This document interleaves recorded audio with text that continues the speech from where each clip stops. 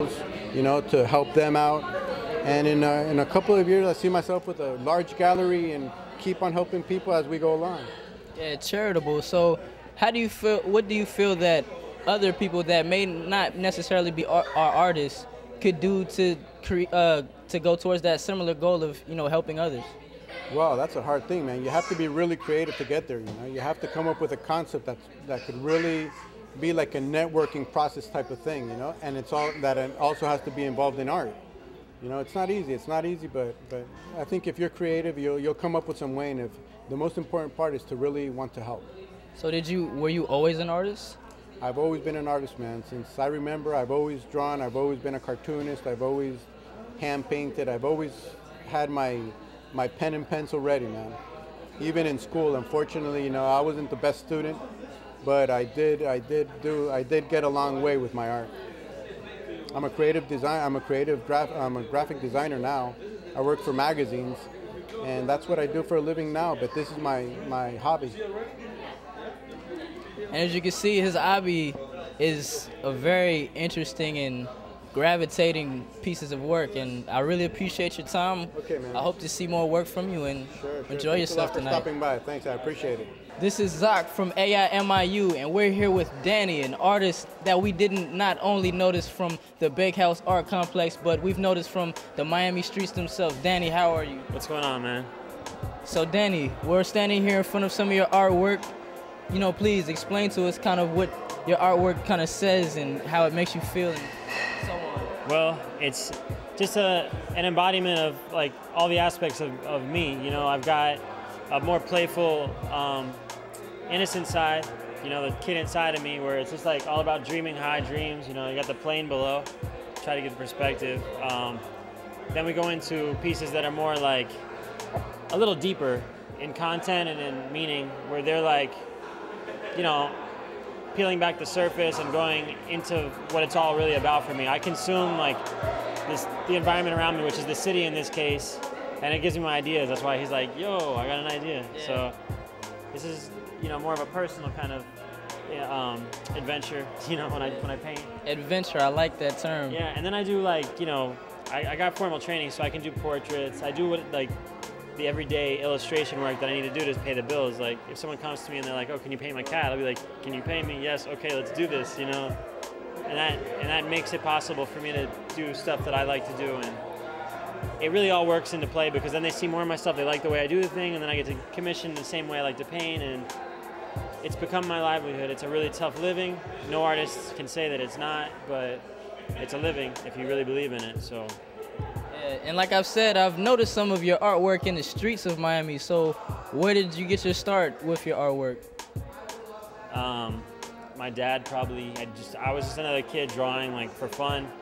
And when he said that my stuff was good, I believed him, and that was that. Like once I was convinced, there was no turning back. And I definitely wasn't like, I look back at my old stuff, there was nothing exceptional, except that it was fun and I really liked to do it. And as time went on, better artists than myself just stopped doing it for one reason or another, and I never ever veered from the dream, you know? So I guess that's what started me off, is just like from that little confidence in the very beginning went a long way. And I've noticed this monkey piece in plenty of different places. Is there a story behind it? It's my alter ego. I pop out every once in a while, you know, like I'm more conservative in most social gatherings, but then every once in a while there's a side of me that's just wild, you know? Like I call him the monkey, he's like my alter ego, and I paint him in everything I do because he's that tenacious part of me that keeps the steam rolling, you know? Like when life gets tough, I always get a little crazy, and like the monkey comes out, basically. So you feel that monkey mentality helps you get to where you are with your artwork and with life and with everything in general? Well, I think that character has become something I connect with, and it goes beyond like just the art. It's something that I feel like a connection beyond words, you know, where it's like he has a life that I'm making up all the time, but it's really a part of me, so it's not like I'm totally making it up. It's, you know what I mean? It's kind of cool. So does your artwork almost bring you back to childhood? Well, I can look back into childhood with my artwork because I've been doing it for enough time where I can look at what I was going through back then, and like I could see, man, what was I thinking at that time, you know? And really, before art school, before anything, you know, the true nature of doing it is raw expression. And, you know, you look back and you can see exactly what you're thinking if you're doing it for that reason. So yeah, I could definitely go back in time. Speaking with expression, like we feel that this artwork is you expressing yourself. Is there anything that you feel? Look at another piece. Don't just look at this one. Here, check this one out, for instance, right? This is a piece. Well, go ahead with your question, though. No, you can finish what you were saying. All right, this piece, this covers some more ground. You know, this goes into depth about me. Like, there's way more beyond the surface than you see.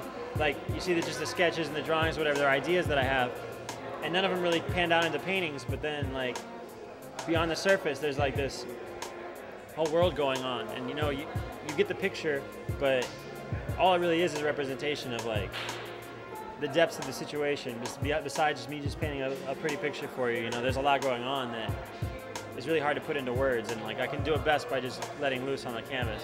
That's why this is a loose leaf, because it's like, I don't know, man, just strip me from all the layers of my skin and, you know, get down to what's important. Which we can see. Is there anything that goes into detail with the color choices that you use? Well, I think the colors are calm here, even though the piece is intense. So, I mean, color is all sensibility. You know, you can't learn color. You can learn like complementary, what colors make other colors pop out, but like having a sensibility is really important. So I try to stay sensitive when it comes to color choice. I used to just use a lot of bright colors, and like I didn't catch on to that. That makes such a statement. If you just pull back a little bit and use color bright in the right place, you know, it brings a lot more attention to that portion of the painting, and you can do a lot with that. So, yeah, which we see comes out in a lot of your paintings. So, is there anything that you would like to say as an ending note, or something that may, you know, go towards an aspiring artist or someone that's just interested in the art scene? Well, if you want to get into this, you have to dive in. You have to have the right tools. Education is very important. Passion is more important. I think the most important thing, though, is you have to be able to have the fortitude, for lack of any better word. You have to be able to stick through it like a marriage, you know, like it gets hard. So what, you know? Is this what you are or not? And everything else is going to fall by the wayside, you know? The real artists are the ones that do a show and don't sell anything and then plan another show. As miserable as it feels, you know? You have to do it, you have to do it. And if you're an aspiring artist, get ready, because it ain't easy. And you have to be able to compensate with the amount of support you get and with the faith, because the money ain't gonna happen for a long time. And I sell artwork, but it's not anywhere near what it should be for what you do.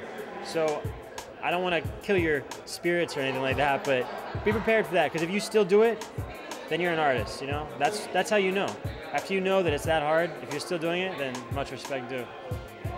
And this is the man behind the monkey telling you to, you know, go for what you really feel, you know, get inspired and take it on. Don't just sit back and hope for it. You got to go get it. No one's going to be cheering your name if you're not putting up a fight, you know? So you got to do it. Do it big and don't slack, and be real about who you are when you paint. I mean, originality is more important than how good it looks, you know? I couldn't say it any better, and it's been a pleasure. Thank you so much. Thank you, man. And I hope to see you soon. And I hope to see your artwork too. The man behind the monkey, I prefer the monkey behind the man. Monkey behind the man, correct that. All right, man. This is Zach, and we're all students at MIU. We're here at the Bakehouse Art Complex, and I don't have to say it. Did y'all enjoy yourselves? Yeah. Should the rest of the school, or maybe just anybody, come and visit? Yes. So yeah. Nah. Like I said, this is Zach, Bakehouse Art Complex. Where are you at? Amen. Yeah, because we're here. Where are you?